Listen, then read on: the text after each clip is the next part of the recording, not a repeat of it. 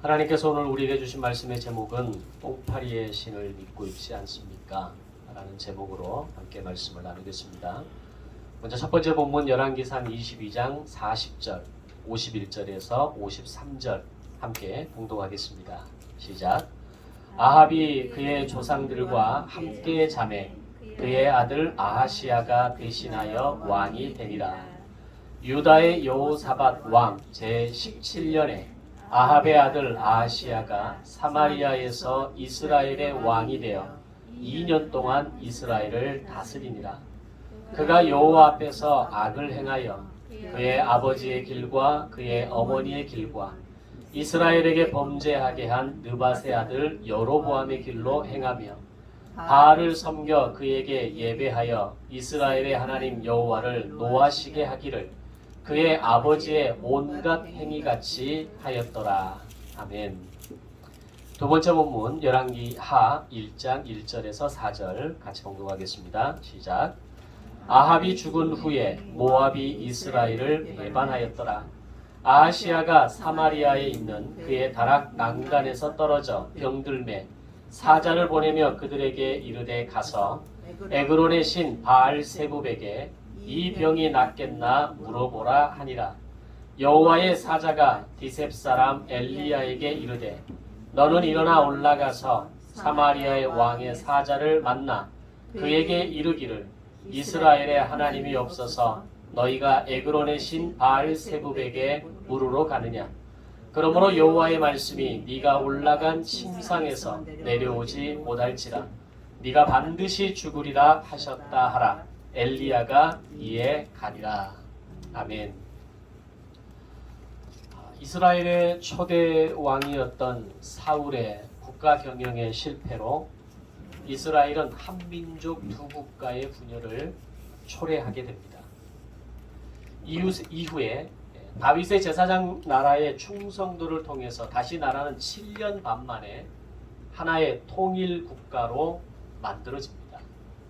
그러나 다시 이후 솔로몬의 국정 운영 후반기에 들어서면서 국가 경영이 실패하게 되고 르호보암의 교만과 무지로 인해서 결국 나라는 다시 분열되어 200년의 분열 왕국의 역사가 시작됩니다.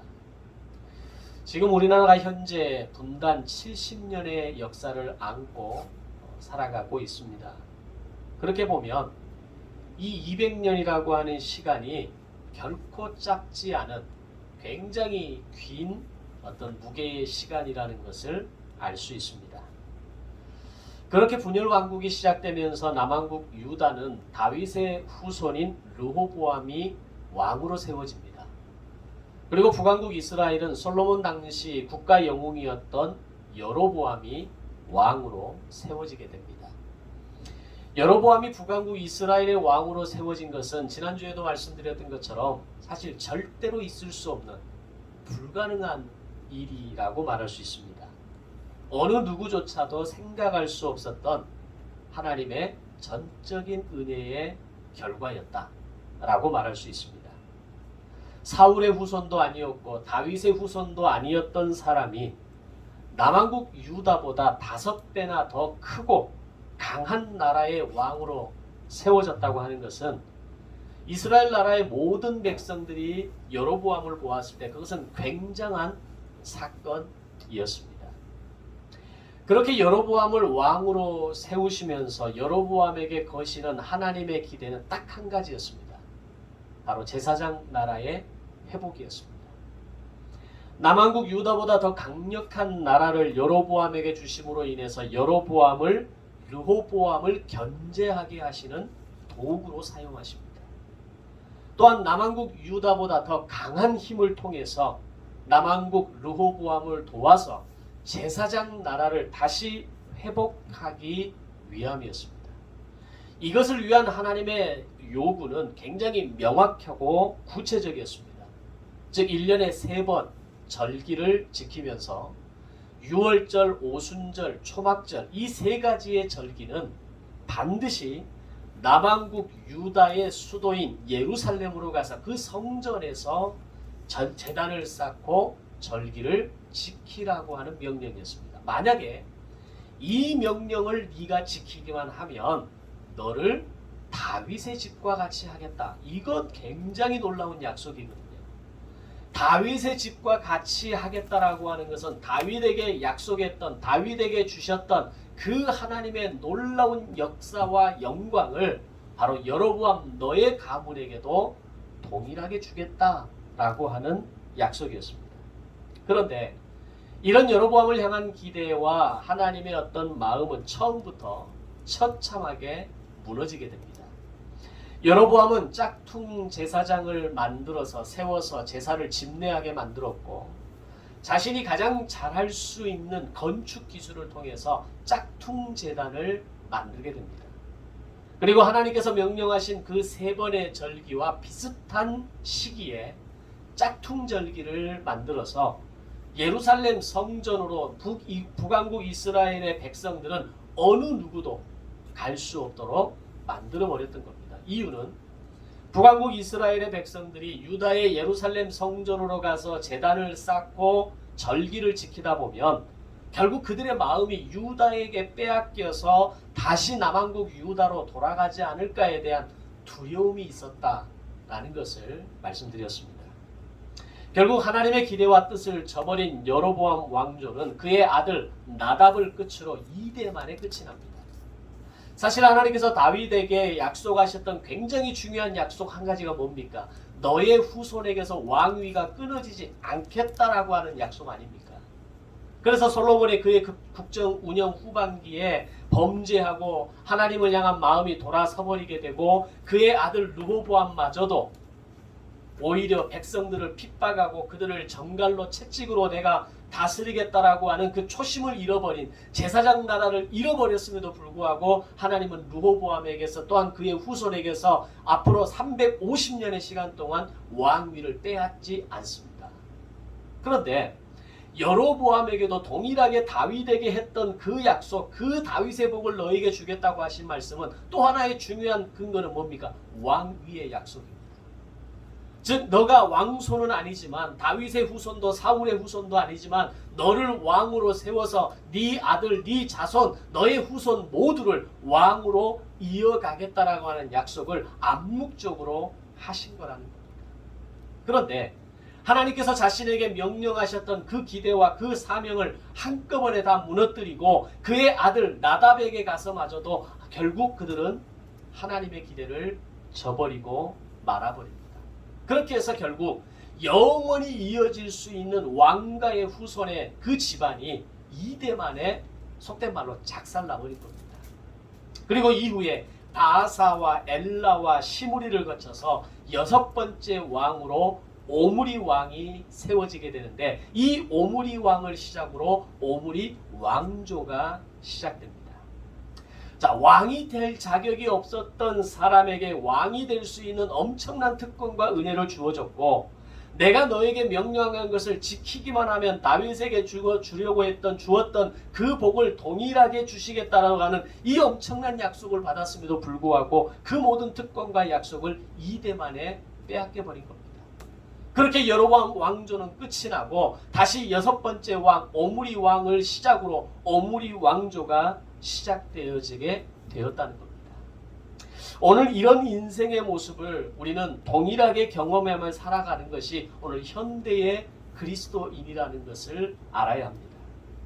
그리스도인이라고 하는 이 영광스러운 이름과 풍성한 삶이라고 하는 특권을 우리에게 주셨음에도 불구하고 그런 삶이 어떤 삶인지를 알지 못하고 경험하지 못하고 부유함을 누리지 못하고 살아가는 것이 사실 많은 현대 그리스도인들의 모습입니다. 습관적으로 예배하고 있을 뿐이고 예배당에 주일날 예배당에 가지 않으면 왠지 뭔가 죄를 지은 것 같고 왠지 내 인생의 시간에 뭔가 일이 생길 것만 같은 그런 두려움 때문에 예배하는 것이 사실 훨씬 더 많다라는 겁니다. 그러나 매 순간 매일 하나님께서 나에게 주시는 그 은혜와 나를 향한 사랑하심과 그리스도인이라고 하는 그 영광스러운 이름에서 오는 그 풍성함의 비밀을 진짜 온몸으로 마음으로 느끼며 살아가는 그리스도인들이 그리 많지 않다라는 겁니다. 오늘 여로보암에게 그런 약속을 하시고 그런 부요함을 약속하시고 그런 복을 약속하셨음에도 불구하고 그것을 잃어버리고 이대 만에 끝장나버리는 여로보암을 통해서 바로 오늘 우리는 나의 그리스도인의 모습을 돌아보아야 하는 겁니다. 나에게는 그리스도인으로서의 풍성함이 있는가? 오늘 하나님께서 나에게 날마다 부어주시는 은혜의 부요함이 나에게 있는가? 생명의 부요함이 있는가? 그 부요함을 바라보면서 오늘을 살아가고 이겨낼 힘을 나는 가지고 있는가를 돌아보아야 하는 겁니다. 여로보암을 통해서 제사장 나라를 지켜주기를 기대하셨듯이 오늘 우리를 통해서 바로 이 땅에서부터 나의 인생과 가정과 교회에서부터 하나님의 나라를 이루어 주시기를 하나님은 기대하고 있다는 겁니다. 만약에 그렇게 하나님의 나라를 이루어 줄 수만 있다면, 그것을 이루어 갈 수만 있다면 다윗의 복을 너에게 여로보암에게 주겠다고 약속하셨던 것처럼 오늘 성경을 통해서 말씀을 통해서 우리에게 주시는 하나님의 복이 오늘 여러분 모두에게, 오늘 우리의 그리스도인들 모두의 인생 가운데 함께 임하게 될 줄로 믿습니다.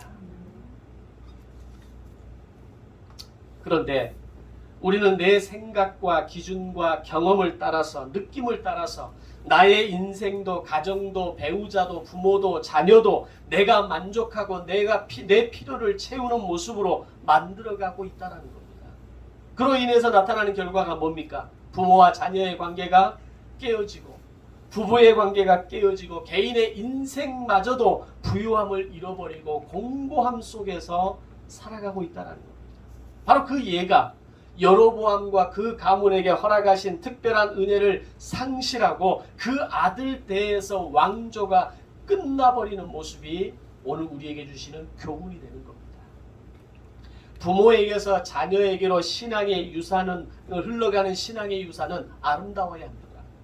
자녀에게 남길 것이 있어야 하고 남길 말이 있어야 한다라고 늘 강조드렸습니다. 그리고 그 자녀는 부모의 신앙의 유산을 이어받아서 더 아름답게 만들어가고 더 부족한 것들을 채워갈 수 있는 그런 지혜가 있어야 합니다. 만약에 그렇게 할 수만 있다면 그 가정과 그 가문을 향한 하나님의 복은 여로보암에게 주셨던 그 약속처럼 영원히 이어지게 될 줄로 믿습니다. 물론 신앙의 유산을 자녀에게 이어가도록 하는 것이 결코 쉽지 않습니다. 목회자인 저 역시도 저희의 자녀들을 신앙의 아름다운 모습으로 신앙을 지키고 삶을 지키고 자신의 어떤 그 자존감을 지키면서 살아갈 수 있도록 늘 양육해 나간다는 것이 어렵다는 걸 잘 압니다. 체크해 줘야 하고 지켜봐 줘야 하고 바라봐 줘야 합니다. 그런데 오늘 그것이 정말 어렵고 쉽지 않은 일임에도 불구하고 자녀들에 대한 그 소원과 기대는 절대로 포기하지 말아야 한다는 겁니다.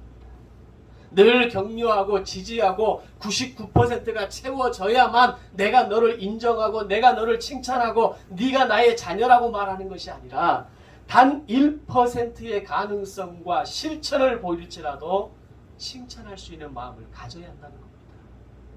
오늘 우리 어린 자녀들이, 오늘 우리의 청년들이 주일날 예배당에 나와서 예배에 함께 앉아있는 것 자체를 칭찬할 줄 알아야 됩니다.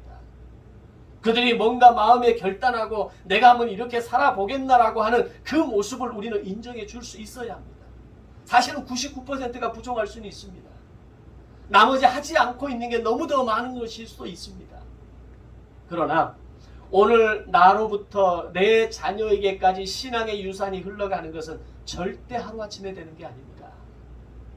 오늘 여러분의 부모님들이 신앙생활을 잘 해왔다면 그 신앙생활의 모습들이 오늘 지금 여러분의 이 모습까지 오는 데 있어서 얼마나 많은 시간이 걸렸습니까? 수년, 수십 년이 걸려서 오늘 우리는 이 자리에 있을 수 있는 겁니다. 그렇다면 오늘 나의 자녀가 하나님을 예배하는 그 자리에 앉아 있다는 것만으로도 우리는 하나님께 감사하고 그 자녀를 기대하고 그 자녀를 칭찬하면서 격려할 수 있는 마음이 바로 신앙의 유산이 흘러가는 시작점이라는 것을 알아야 하는 것입니다.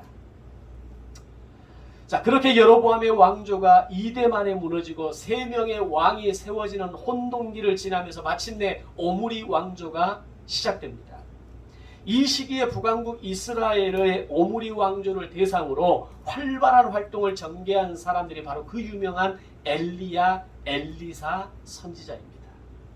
하나님께서 왕조를 바꾸셨다라고 하는 것은 크게 두 가지 의미가 있습니다. 첫 번째는 왕조에 대한, 이전 왕조에 대한 하나님의 개입이고 하나님의 심판입니다.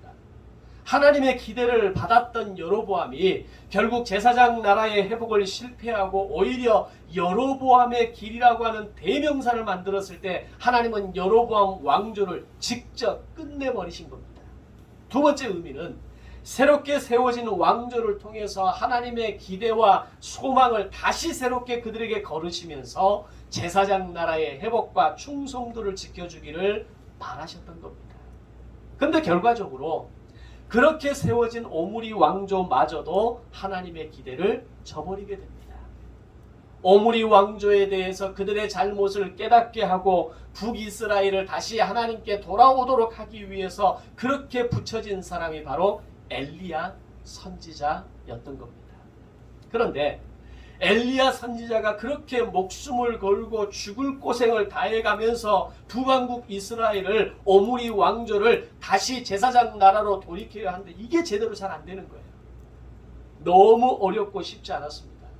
북이스라엘은 오므리 왕을 시작으로 오므리 왕조가 시작되면서 그의 오므리 왕이 죽고 그의 아들 아합 왕이 죽고 난 다음에도 그들은 여전히 여로보암의 길을 걸어가고 있었던 겁니다. 그런 상황에서 제사장 나라의 회복을 외치고 오므리 왕과 아합 왕에게 하나님의 경고와 심판을 외치는 엘리야 선지자의 사명이 쉬운 일이었겠습니까? 오늘날 우리가 세상을 향해서 복음을 선포하고 오늘 내가 아는 나의 지인들에게 복음을 이야기하고 하나님을 선포하는 게 사실 결코 쉽지 않습니다. 그들의 삶을 돌이키기를, 그들의 삶을 깨닫기를, 그들의 삶을 회개하고 돌아오기를 얘기했을 때 그 이야기를 받아들이는 사람이 과연 몇 사람이나 있던가요? 어렵습니다. 그런데 그것보다 훨씬 더 오므리 왕도 아합 왕도 그 어느 누구도 엘리야의 이야기에 귀를 기울이려 하지 않았다는 겁니다. 너무너무 힘들고 괴로운 사역의 시간이 진행되면서 그 가운데 갈멜산에서의 놀라운 승리를 경험하기는 합니다.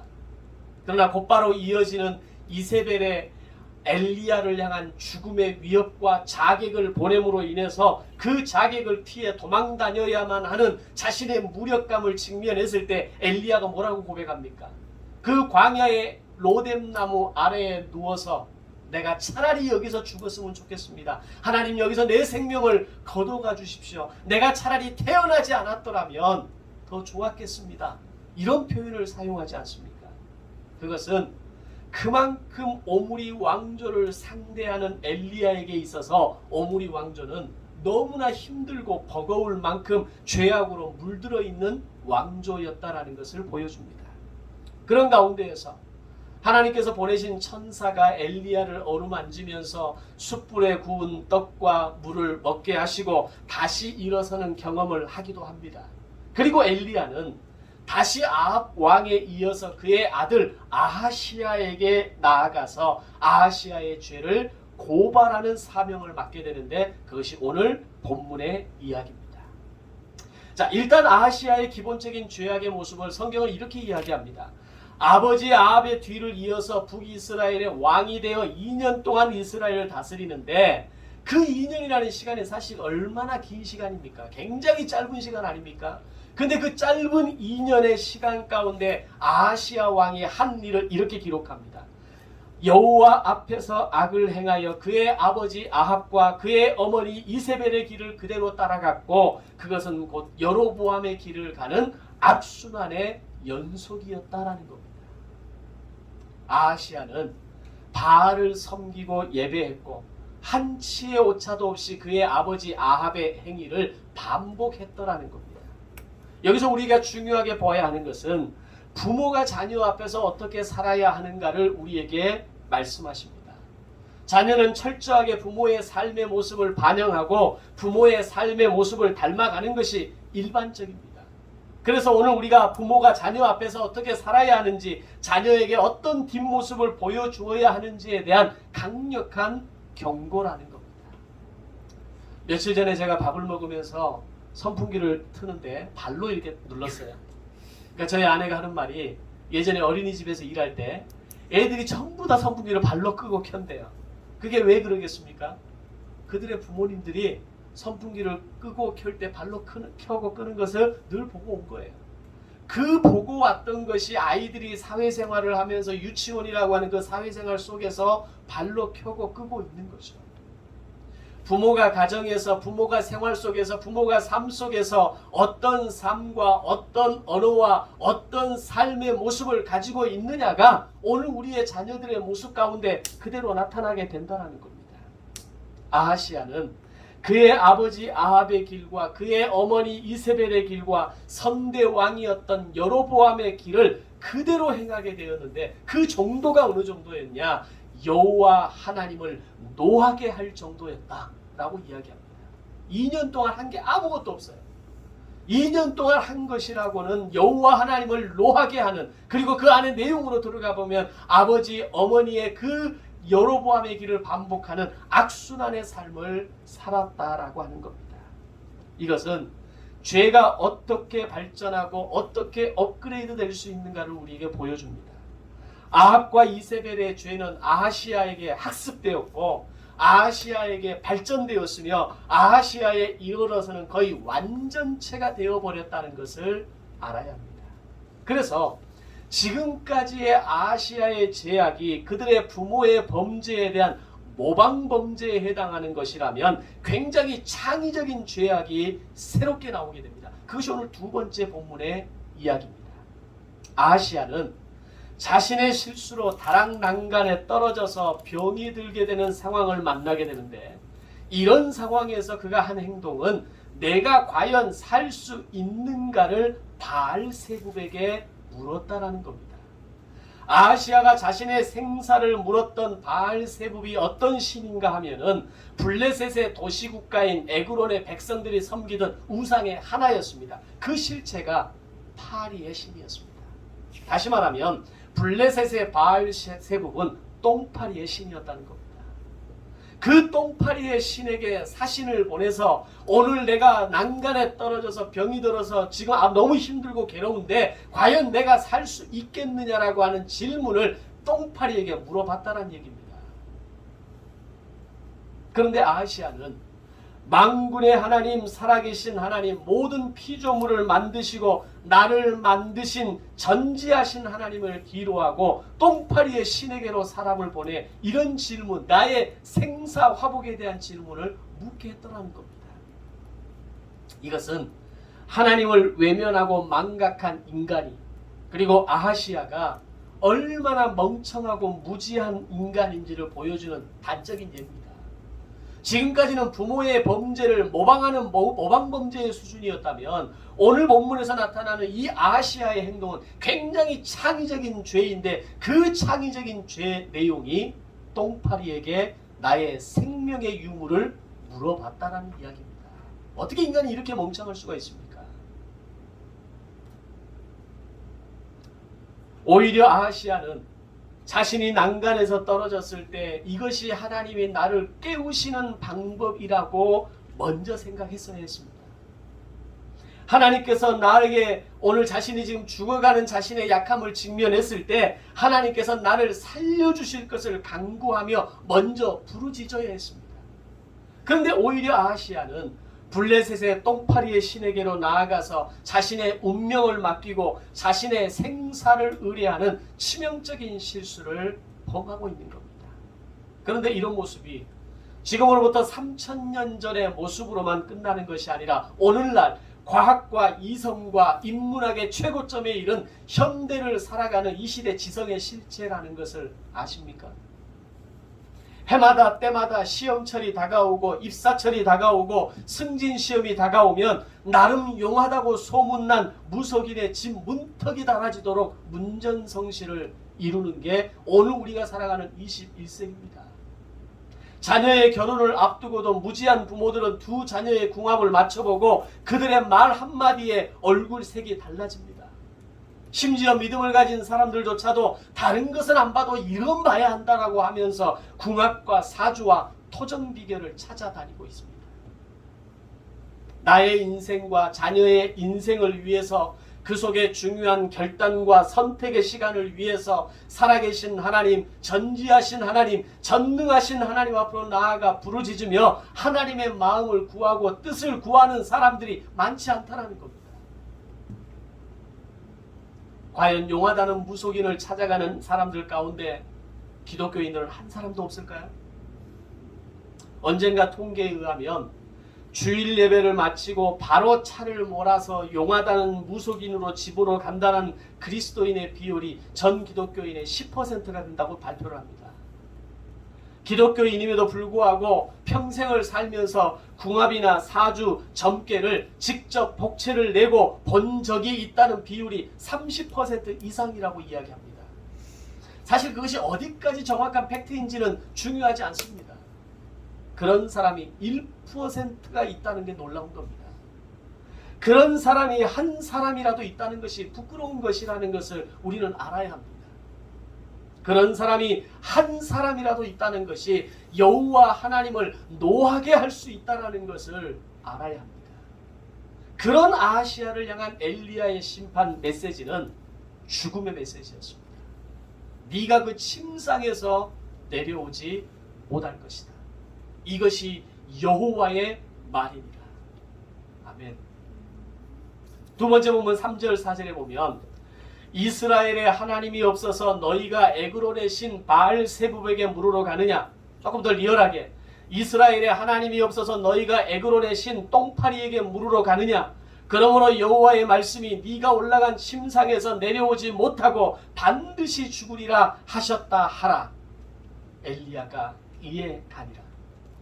아하시야를 향한 하나님의 메시지는 네가 그 침상에서 죽을 것이라고 하는 심판의 메시지였습니다. 이 말을 들은 아하시야가 얼마나 화가 났겠습니까? 내가 그래도 왕인데, 내가 지금 살고 죽는 문제로 고민하고 아파하고 있는데 오히려 나에게 죽음의 경고를 던지고 가는 엘리야가 얼마나 미웠겠습니까? 이 말을 들은 아하시야의 마음 가운데 이미 똥파리의 신에게 마음을 빼앗겨버린 아하시야의 눈에 뭐가 보이고 뭐가 깨달아졌겠습니까? 아하시야는 즉각적으로 자신의 죽음을 예언한 엘리야에게 50부장과 50명의 군대를 3차례나 파견하게 됩니다. 첫 번째, 두 번째 50부장과 50명의 군대가 두 번째 보내지면서 이 100명의 사람들이 모두가 하늘에서 불이 내려와 그들 모두를 태워 죽어버리게 됩니다. 그러자 세 번째 보내진 50부장과 50명의 군대는 나름 지혜로웠습니다.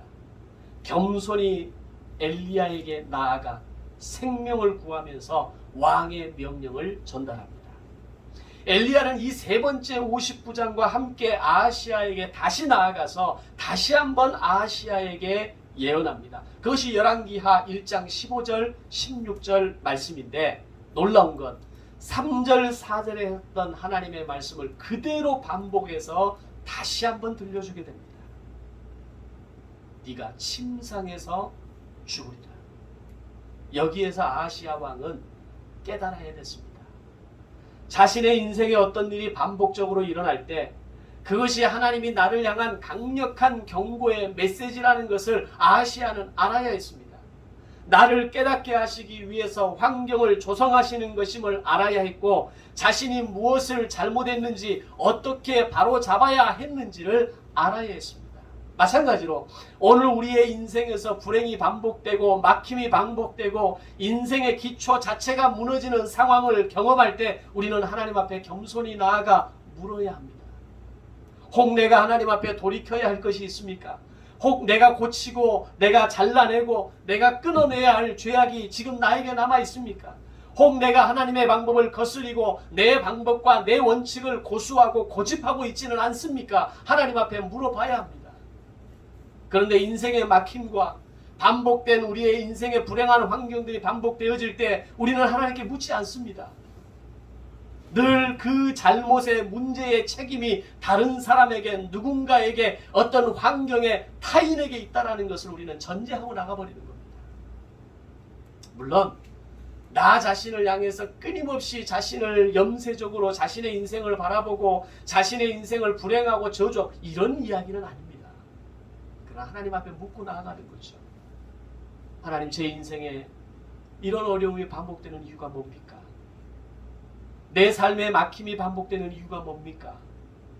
내 삶이 전진하지 못하고 늘 제자리에 있는 것 같은 이 시간의 의미가 무엇입니까? 라고 하나님께 물어야 합니다. 그런데 아하시야는 두 번의 동일한 죽음의 메시지를 엘리야를 통해서 직접적으로 보고 들었음에도 불구하고 끝내 돌이키지 않습니다. 결국 아하시야 왕은 엘리야의 예언대로 결국 죽게 됩니다. 그리고 아하시야의 뒤를 이어서 여호람이 왕이 되는데 그 아들 여호람마저도 여로보암의 길을 돌이키지 않았고 결국 여호람을 끝으로 오므리 왕조는 4대 만에 끝장나 버립니다. 하나님께서 기회를 주셨을 때에 오므리 왕조는 그들의 왕조를 통해서 새로운 나라, 제사장 나라를 회복하고 제사장 나라의 충성도를 회복했어야 됐습니다. 그런데 오므리, 아합, 아하시야, 여호람을 거쳐서 오는 동안 그들은 단 한 명도 여로보암의 길에서 돌이키지 않았고, 하나님께서 지금 이 수많은 경고를 통해서 우리에게 말씀하시는 그 심판의 메시지를 그들은 구별할 수 없었던 겁니다. 사랑하는 성도 여러분, 오늘 내가 참으로 섬기고 따르는 나의 참신은 누구입니까? 어리석은 사람들은 지금도 참신이신 하나님을 알지 못하고 이 땅의 수많은 똥파리의 신들을 따라가고 그것들을 섬기고 그것을 위해 살아가는 사람이 허다합니다. 물질관이 바로 서지 않으면 물질이 바로 똥파리의 신이 되는 겁니다. 성공관이 바로 서지 않으면 성공이 똥파리가 되는 것이고, 자녀관이 바로 서지 않으면 자녀가 인생의 똥파리가 되는 겁니다. 부부관이 바로 서지 않으면 배우자가 나의 인생의 똥파리가 될 수 있는 겁니다. 그것만 바라보고 살아가는 거예요. 물질만 바라보고 성공만 바라보고 자녀만 바라보고 배우자만 바라보고 살아가는 겁니다.